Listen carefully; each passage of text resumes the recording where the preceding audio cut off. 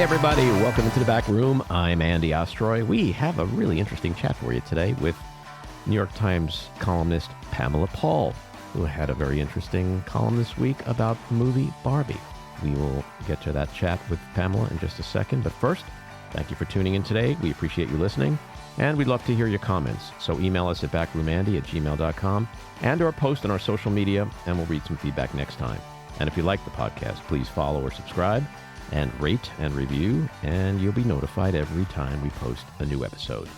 So let me tell you a little bit about Pamela Paul. She's an opinion columnist for the New York Times. For 9 years, she was the editor of the New York Times Book Review and oversaw all books coverage at the New York Times.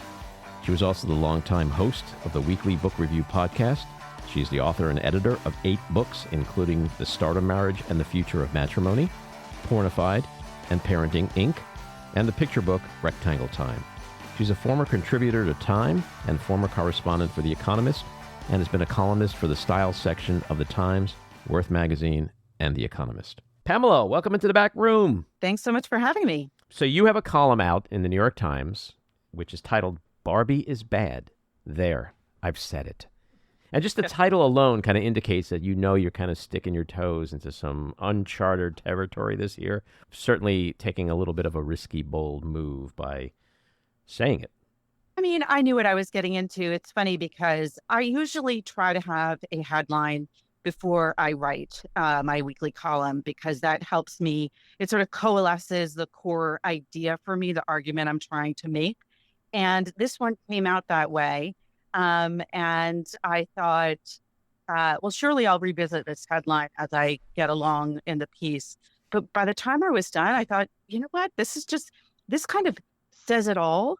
And it's a hard thing when your critical opinion is so against the tide. And I remember when I first started out as a journalist for The Economist in the 90s, I wrote about film, and it was particularly frightening back then because you really didn't know what anyone else thought. And that's the way it should be, right? In an ideal world, you're not seeing early online, Rotten Tomatoes or people tweeting out a line, or you don't even see the trade reviews because they weren't online back then. So you really have no idea what the critical consensus is going to be or what the arguments are going to be. And when you come out there with your opinion, you're kind of, really waiting to see, like, is your point of view totally different from everyone else's? And obviously now I no longer write as a film critic, but I went into Barbie. I have to admit, I wasn't I wasn't one of those people that arrived dressed in pink. I didn't play with a Barbie when I was a child, but I was open to it. I went in with an open, if skeptical, mind, and which just probably describes the way I approach most things. And I was just bored. I was so bored. And that to me is the kind of cardinal sin of filmmaking. There's some films where they are trying to get you to be bored in order to suggest something about, that's central to the film's idea, right? Where if you're watching a film that takes place in a monastery in the 8th century or on a farm, you expect that to be part of the message. But this wasn't trying to be bored or being boring. So I felt from the get-go like I was really out of line. And I've had that feeling before when I remember, I think, God, when did this come out? About year 2000, the film Chocolat came out, and everyone seemed to love it. I was sitting in the audience, and I wasn't an early screening. It was just a regular, opening weekend showing. And the film had so many things going for it. It had, Juliette Binoche. It was directed by Lasse Hallström. It took place in an adorable French village, which is, a place I enjoy being. And I was so prepped to like it. And not only did I despise every minute of it, but my reaction was there was such dissonance between my reaction and everyone around me that I just felt like alienated from my fellow man. I thought, like, is it me? Like, am I on the same planet as these people? And that's kind of how I felt with Barbie. It's interesting because I went to see it mainly because it was such a phenomenon. And Maddie and Jen, my co-producers, they loved it, and I just thought it's something I need to do.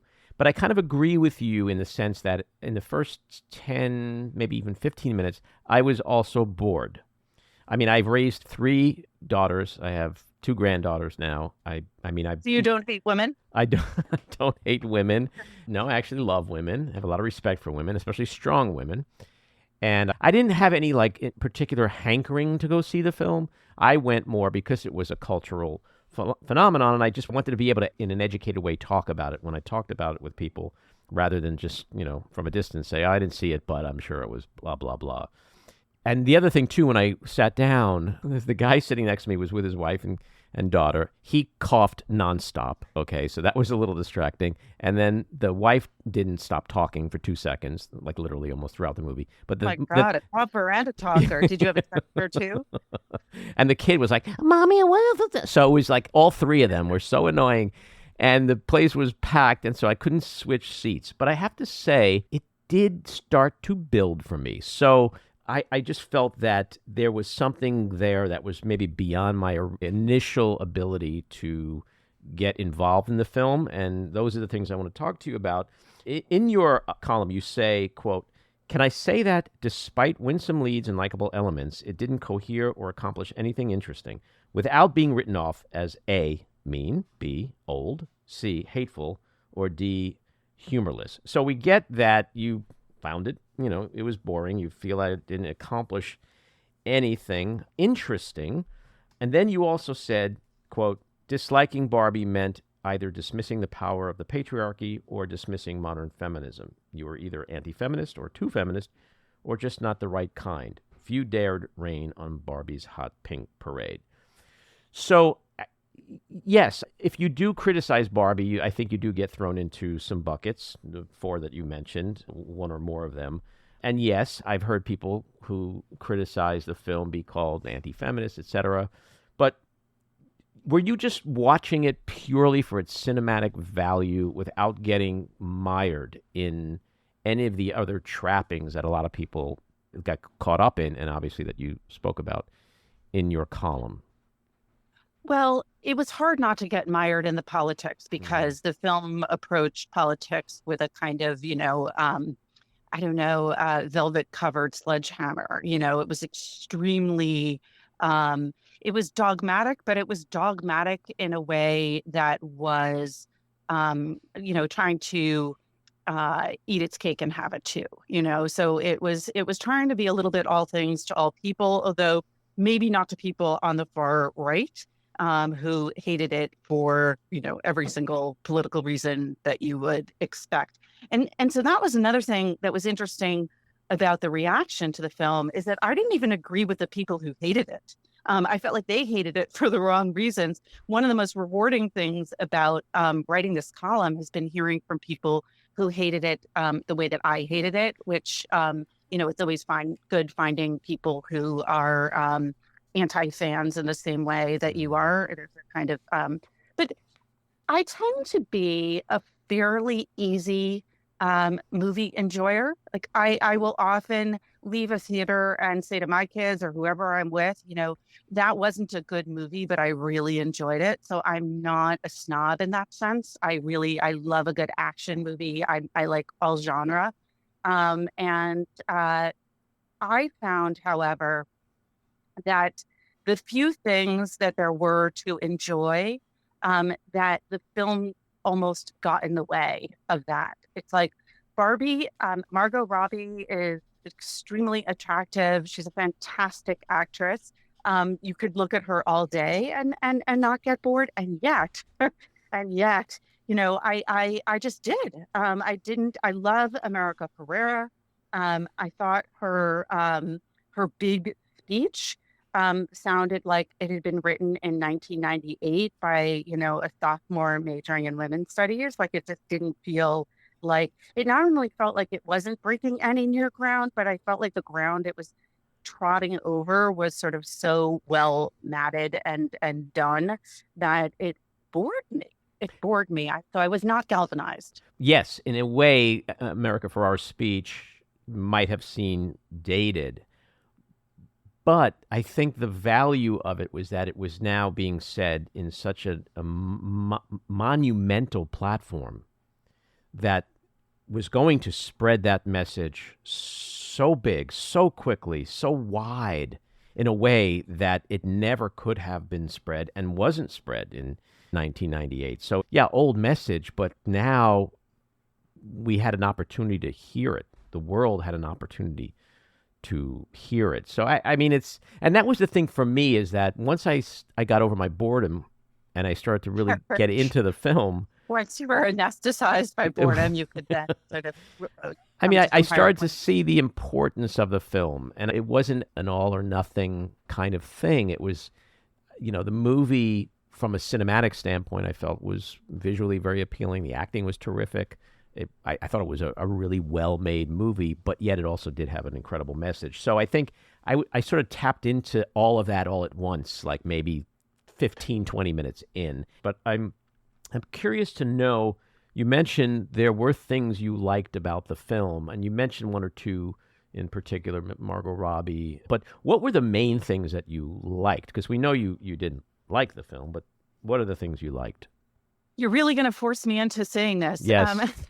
I again, the presence of America Ferrera in anything is just, it's so smart to cast her. It's so smart to have her on. It's such a pleasure. She's such a pleasure to watch, that she was probably the best thing in the film.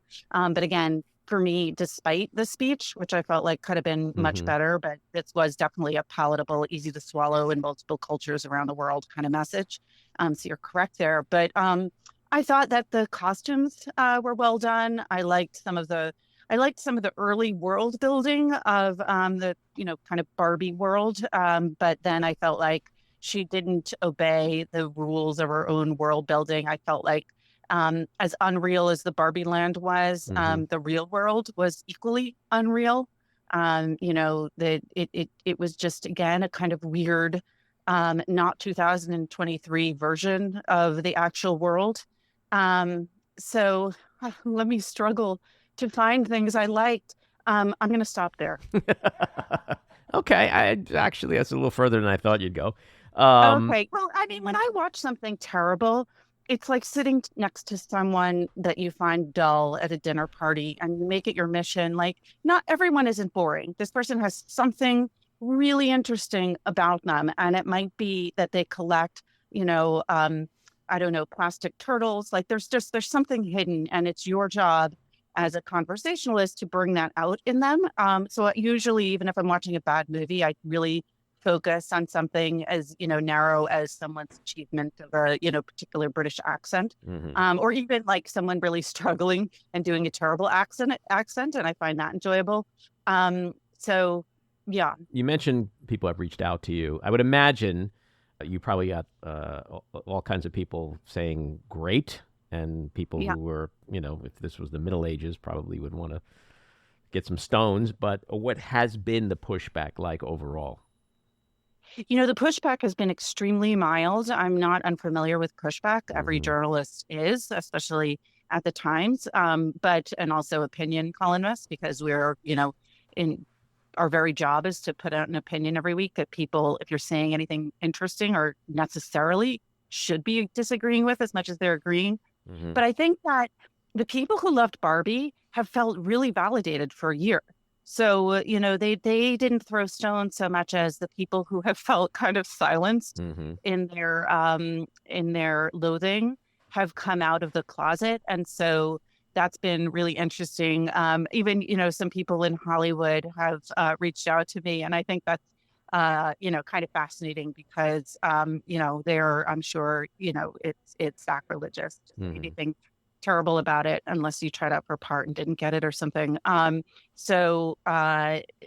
it's mostly been very positive. I mean, I read the comments on the website, and there were definitely lots of people who, who defended it. And one of the things, that is always funny about the defense is that sometimes, they really make the argument because they were like, "You're humorless," and I was like, "Yeah, I have said I would be accused of being humorless, and here you are validating my opinion inadvertently."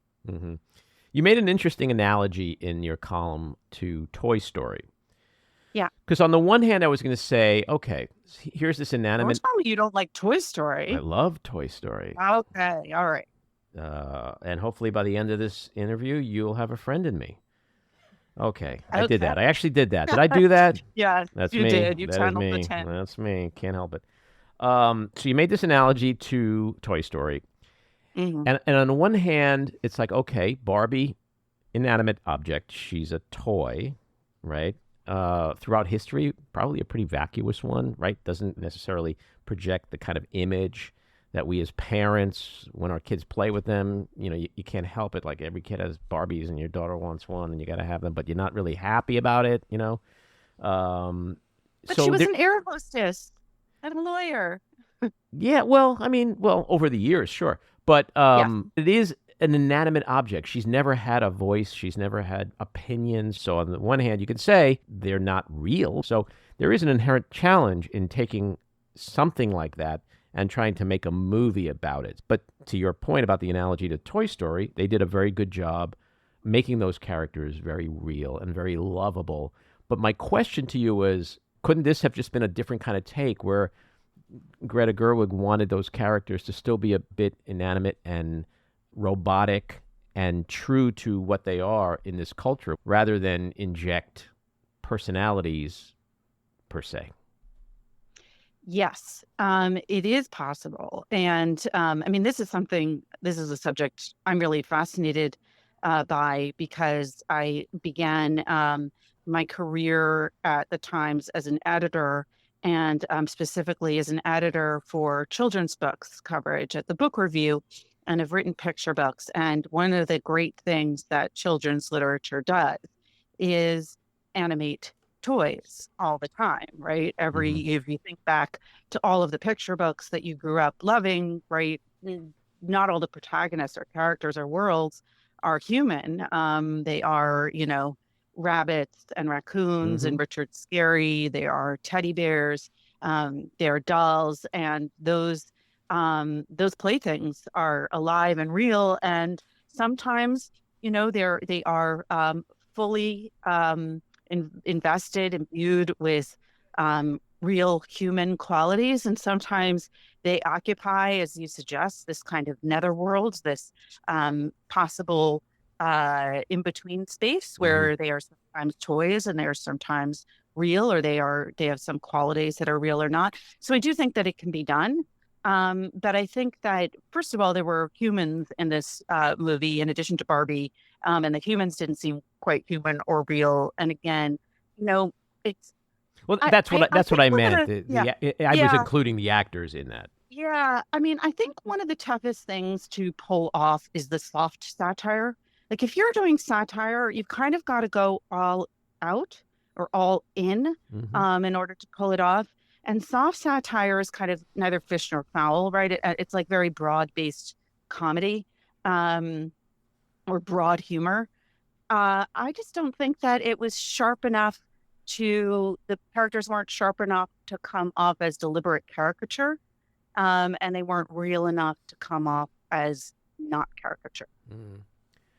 And just to sort of play devil's advocate, I don't know what was in Greta Gerwig's head, but do you think because the film is so much about the patriarchy, which can seem so, uh, in terms of how it operates without emotion, without compassion, without empathy, do you think there was anything intentional in terms of making the characters seem that way so that on some level it was still very clear that these are just not normal, everyday humans? We're not going to see Ryan Gosling like we saw him in The Notebook. We're going to see Ryan Gosling as just some robotic dude who just spits out misogynistic, sexist crap. And maybe that was the point of it. Like maybe the point was to not make these characters so real. Yeah. Um, I guess, I mean, you're almost saying like it was equal opportunity misandry and misogyny. It was sort of not real men, not real women, equally. And in that sense, or maybe you weren't saying that, but that's what I'm hearing. But No, that's what it felt I like just think to it's me. it's Like it such felt a like neither the men nor the women were believable. And I guess I don't generally think of the world in terms of the patriarchy, I think, or I should say, I don't think of contemporary 2023 United States culture in terms of the patriarchy. I think that to me is a little simplistic a way to look at how, there's certainly elements that are misogynistic in the culture, but I don't think of it as in that kind of black and white mm. way. Well, the movie was just a phenomenon. So sometimes, like, I look at it and go, why? Why was it a phenomenon? I thought it was a great film on some levels. For me, it wasn't, Godfather, but if there was a bunch of women here, they'd say, well, of course you're going to say The Godfather because that's what dudes always say. So it's like, this I is like sort The of, yeah, Godfather. well, Hey, no, I think The I'm Godfather is, generalizing. I'm a better time generalizing. than this movie. There's a comedian that Um, I saw recently who said something like, a female comedian who said that she just hates when guys start teaching her lines from The Godfather because it's so predictable. But yeah, I mean, there was a great bit in The White Lotus about that in the season 2. yeah, so the movie also now is getting back into the culture again because of the big Oscar snub. Margot Robbie and Greta Gerwig as director, and Margot as the best actress. And you write a few things which I found really interesting. One of which is, quote, every time a woman fails to win an accolade doesn't mean failure for womanhood. Surely women aren't so pitiable as to need a participation certificate every time we try. I agree with that statement on face value. But it's the controversy for me with the snub is that it's not just a film, okay? It's a film that grossed 1.4 billion. It moved the needle on the GDP. It almost single-handedly revived the movie industry. It had major and has major cultural impact. It thrilled generations of women.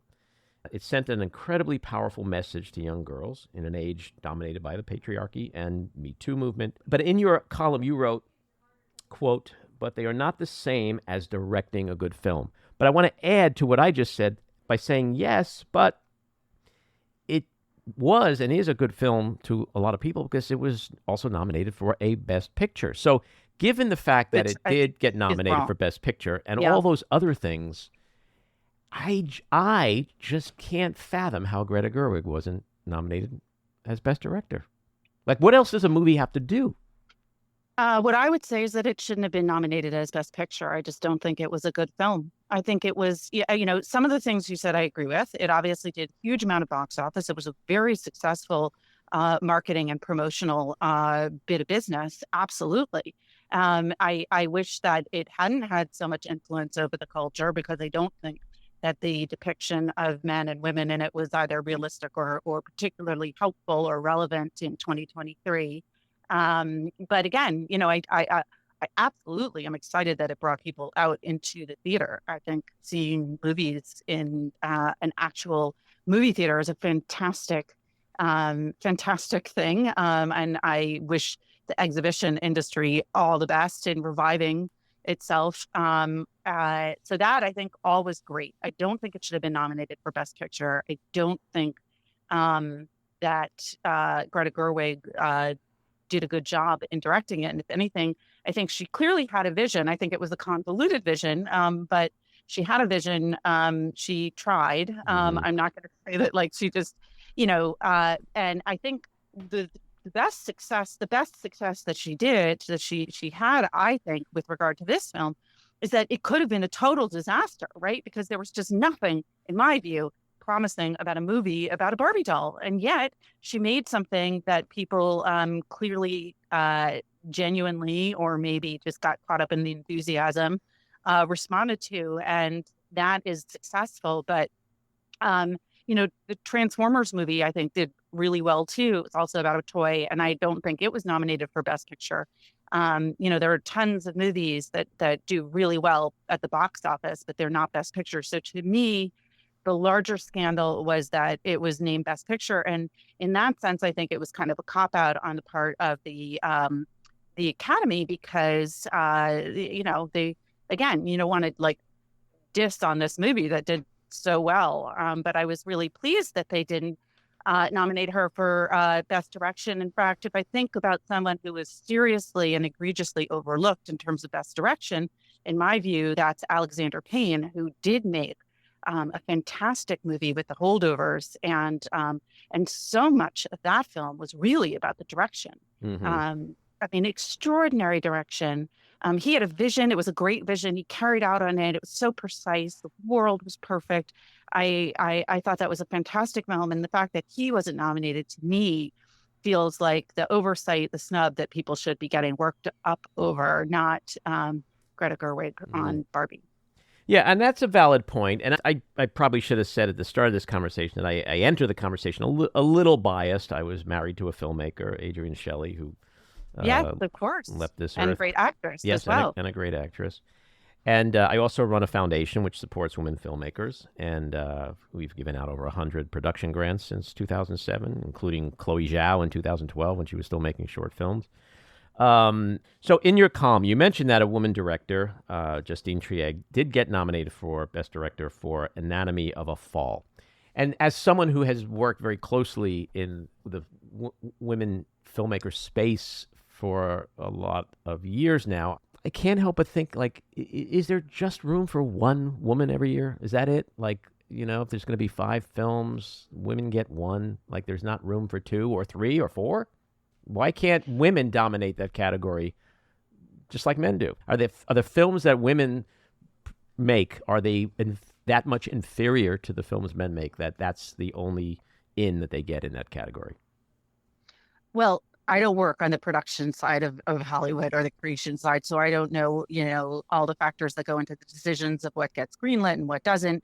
I will say that 3 of the Best Picture nominees were directed by women, and so there is, and that's unprecedented. So that was certainly a move in that direction.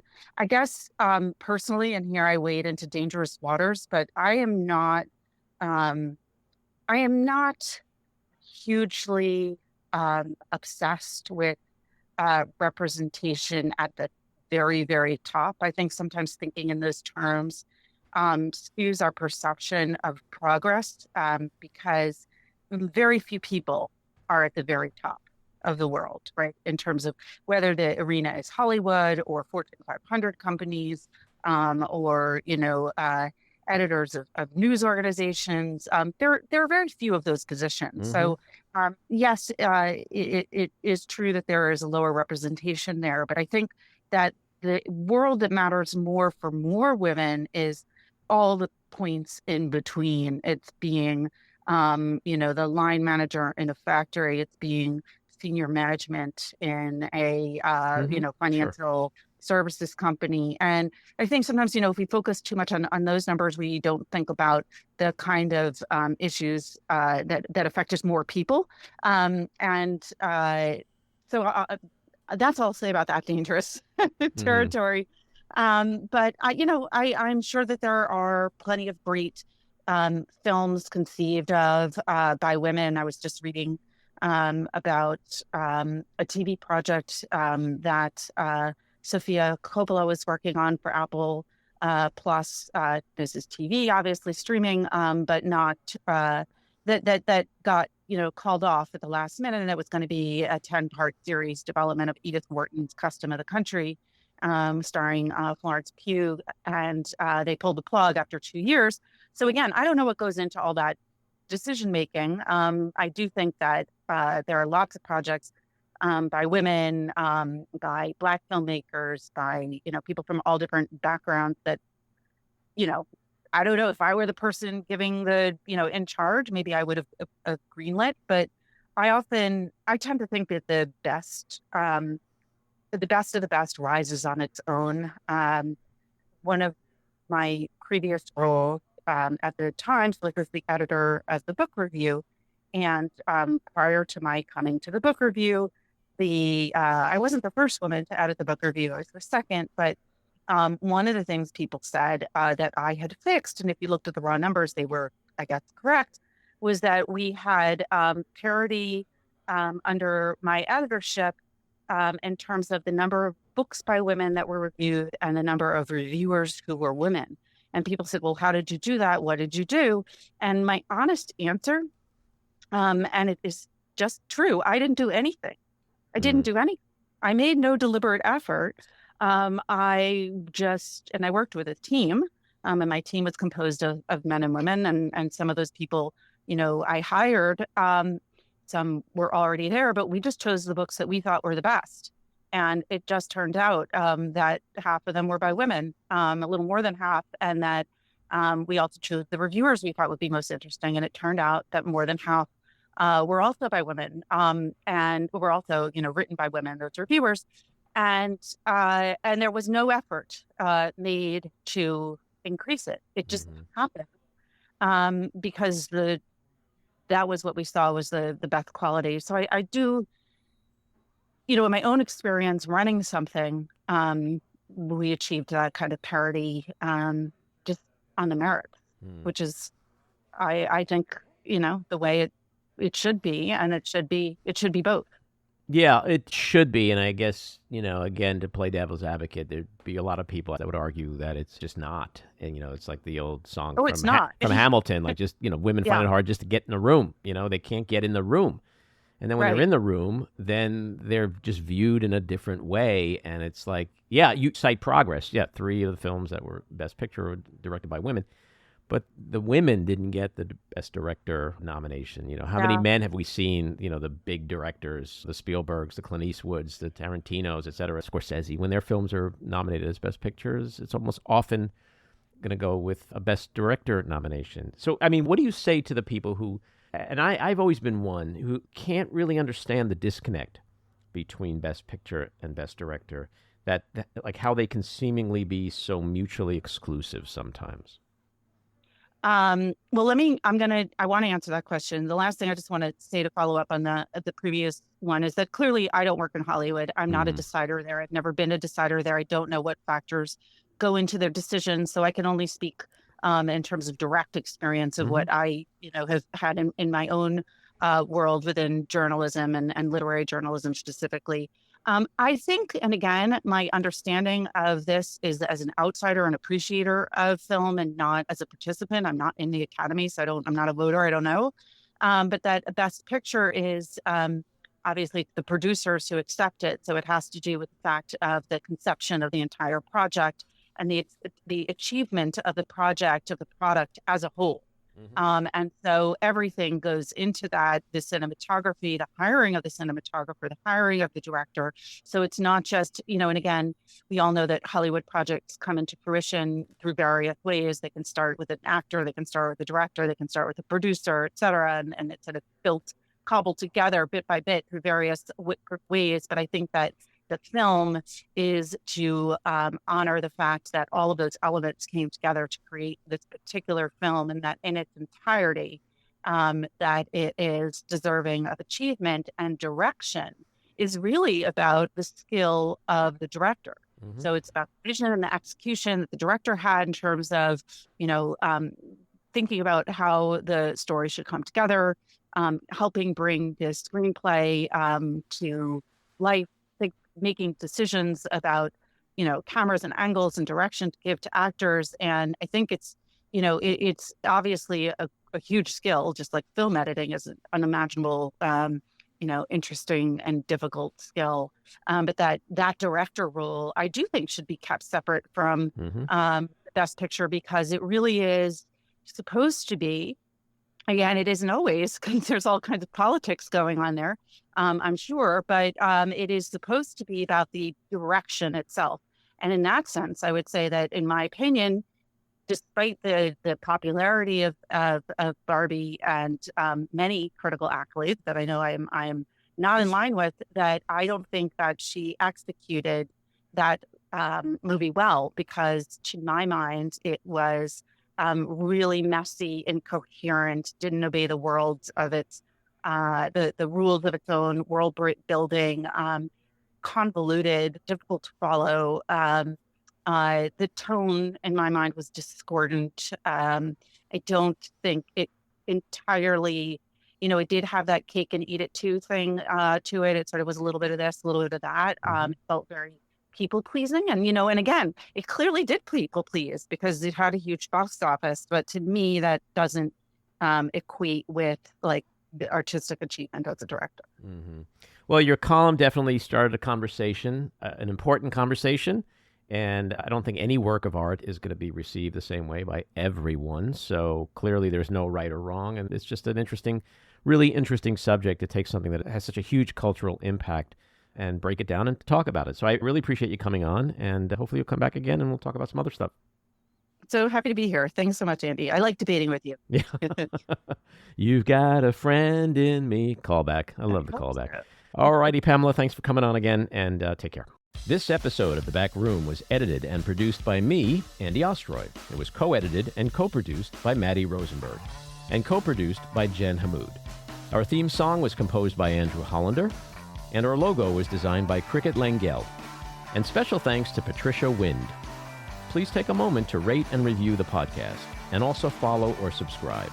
Until next time, keep your eyes on Washington, Hollywood, and your own backyards, and have a great week.